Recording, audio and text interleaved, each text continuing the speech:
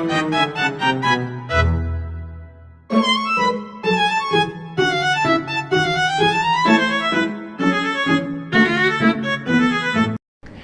rusak jangan dipukul, nanti bisa dia mati. Karena semua sudah berkumpul, maka saya akan memulai presentasi. Assalamualaikum warahmatullahi wabarakatuh. Izin memperkenalkan diri, perkenalkan nama saya Revani Aulia dengan NIM 24882013024. Saat ini saya sedang menempuh pendidikan di Institut Pendidikan Indonesia dengan program studi Pendidikan Bahasa dan Sastra Indonesia. Sebelumnya, saya ingin mengucapkan terima kasih kepada Bapak Agus Hamdani yang telah memberikan saya kesempatan untuk bisa mempresentasikan hasil dari analisis saya. Pada kesempatan kali ini, saya akan mempresentasikan hasil analisis sebuah novel karya Pramudia Ananta Toer, yaitu Gadis Pantai. Analisis yang saya lakukan menggunakan pendekatan pasca kolonial. Pertama, saya akan menyampaikan abstrak dari hasil analisis yang telah saya lakukan. Penelitian ini bertujuan untuk menemukan dan mendeskripsikan hibriditas, mimikri, dan ambivalensi dalam novel Gadis Pantai karya Pramudia Ananta Toer. Penelitian ini menggunakan pendekatan kualitatif deskriptif dengan studi pustaka. Sumber data dalam penelitian saya ini adalah novel Gadis Pantai itu sendiri. Penelitian ini menganalisis masyarakat Jawa pada abad ke-20 terdiri dari beberapa lapisan masyarakat yakni Eropa, Asia, dan pribumi. Masyarakat pribumi terdiri atas dua golongan sosial, yakni bangsawan atau priayi dan kaula atau orang kebanyakan. Adanya kesenjangan sosial antara bangsa-bangsawan dan masyarakat biasa, terjadi ketimpangan sosial di dalamnya. Pada novel ini terlihat sistem kekuasaan berupa kasta, patriarki, serta kesenjangan sosial antara orang kota dan orang kampung. Meski begitu, budaya pesisir sudah mendarah daging serta kerasnya kehidupan sebagai nelayan justru mereka jalani dengan sangat senang hati. Teman-teman pasti sudah tidak asing dengan karya sastra. Lalu apa sih karya sastra itu? Jadi, karya sastra menurut Paruk tahun 2010 merupakan media penulis sebagai wakil masyarakatnya untuk mengekspresikan diri.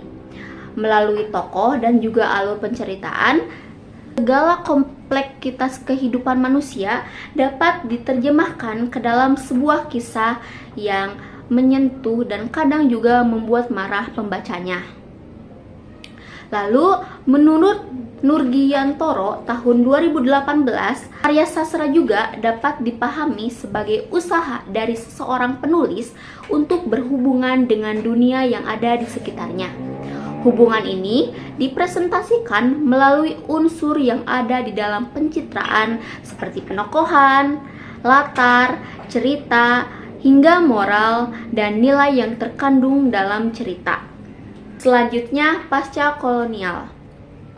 Jadi, teori pasca kolonial pada dasarnya merupakan pembahasan atas kemerdekaan, pencitraan kaum terjajah oleh kolonial dan antitesisnya, terus pencampuran antara budaya dan dua pemberontakan terhadap bahasa penjajah. Jadi, pasca kolonial merupakan kajian yang menganalisis dampak kolonialisme terhadap budaya dan masyarakat pasca penjajahan. Pada analisis ini, apa sih yang saya kaji serta mengungkap apa saja? Mari kita bahas. Pada analisis ini, saya mengungkap atau mengkaji 3 kategori.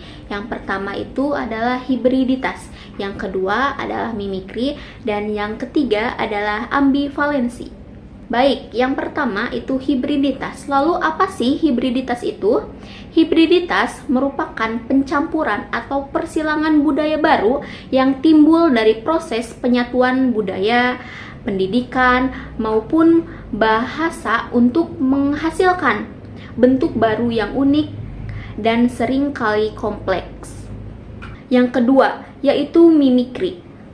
Mimikri adalah tiruan atau meniru. Dalam kajian pasca-kolonial, mimikri itu peniruan gaya. Selain itu, mimikri juga merupakan hasil dari persilangan antara apa yang diperbolehkan dan apa yang dilarang atau yang tidak diperbolehkan. Dan yang terakhir adalah ambivalensi. Ambivalensi merupakan sikap, tingkah laku, dan pola pikir yang terombang-ambing di antara dua kekuasaan secara bersamaan yang menggambarkan hubungan kompleks antara penjajah dan terjajah. Yang pertama, hibriditas. Ini dia penggalan dari novel Gadis Pantai mengenai hibriditas. Yang pertama itu ada pada halaman 12. Jangan nangis, jangan nangis. Hari ini kau jadi istri pembesar. Lalu, gas, jangan nangis. Mulai hari ini kau tinggal di gedung besar, nak. Tidak perlu digubuk. Lalu ada, jangan nangis, nak. Hari ini kau jadi istri orang kaya. Nah, dari penggalan dialog tadi bisa kita lihat adanya hibriditas atau pencampuran budaya baru dari seorang gadis pantai yang dulunya hidup sederhana menjadi seorang istri orang kaya. Yang kedua adalah mimikri. Ini merupakan penggalan dari novel Gadis Pantai.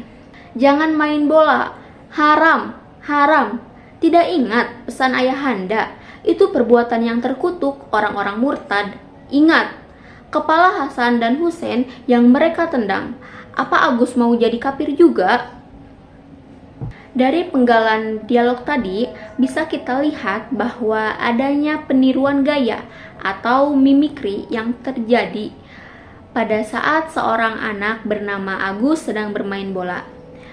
Jadi itu main bola merupakan peniruan gaya orang barat. Yang ketiga ada ambivalensi. Ini dia penggalan dialog dari novel Gadis Pantai. Kau tinggalkan rumah ini, bawa seluruh perhiasan dan pakaian, semua yang telah kuberikan padamu. Bapamu sudah kuberikan uang kerugian, cukup buat membeli 2 perahu sekaligus dengan segala perlengkapannya. Kau sendiri ini. Bendoro mengulurkan kantong berat berisikan mata uang. Ya, itu merupakan uang pesangon. Lalu ada, carilah suami yang baik dan lupakan segala dari gedung ini. Lupakan aku, mengerti? Dari penggalan dialog tadi bisa kita lihat bahwa adanya sikap atau tingkah laku yang terombang-ambing seperti pada saat gadis pantai yang diusir oleh Bendoro suaminya. Sikap dia itu tetap menuruti perintah Bendoro, tetapi di sisi lain hatinya merasa sakit dan tidak terima dengan perlakuan suaminya tersebut yang semena-mena kepada dia. Selanjutnya saya akan membacakan simpulan dan saran dari hasil analisis yang telah saya lakukan. Simpulan dari analisis yang telah saya lakukan ialah pasca-kolonialisme adalah teori yang digunakan untuk meneliti kebudayaan, yaitu kesusastraan, politik, sejarah, dan seterusnya dari koloni-koloni negara-negara Eropa dan hubungan mereka dengan negara-negara lainnya di dunia. Teori pasca-kolonialisme yang dipakai dalam penelitian ini terdapat 3 jenis, yaitu hibriditas, mimikri, dan ambivalensi. Dalam novel Gadis Pantai karya Pramudia Anantatoer terdapat sisa-sisa sejarah zaman kolonial. Terbukti adanya 3 teori di atas dalam novel ini. Dalam novel Gadis Pantai ini banyak sekali narasi ataupun dialog yang berhubungan dengan teori pasca kolonial. Lalu untuk sarannya, Novel Gadis Pantai karya Pramudia Ananta Toer, novel yang cocok untuk orang yang ingin memahami serta mengetahui kehidupan di masa lalu. Novel ini juga menceritakan tentang perjuangan seorang perempuan dan ketidakadilan sosial bagi perempuan. Membaca novel ini bisa membuka mata kita tentang hak dan keadilan tidak dipandang lewat gender mereka. Perempuan juga memiliki hak dan kebebasan yang sama dalam menjalankan kehidupan. Sekian presentasi dari saya. Mohon maaf apabila ada kesalahan dalam bertutur kata maupun tingkah laku saya.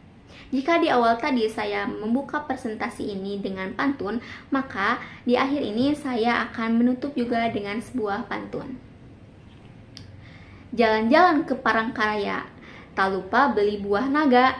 Terima kasih atas waktunya, semoga memberi manfaat juga. Wassalamualaikum warahmatullahi wabarakatuh.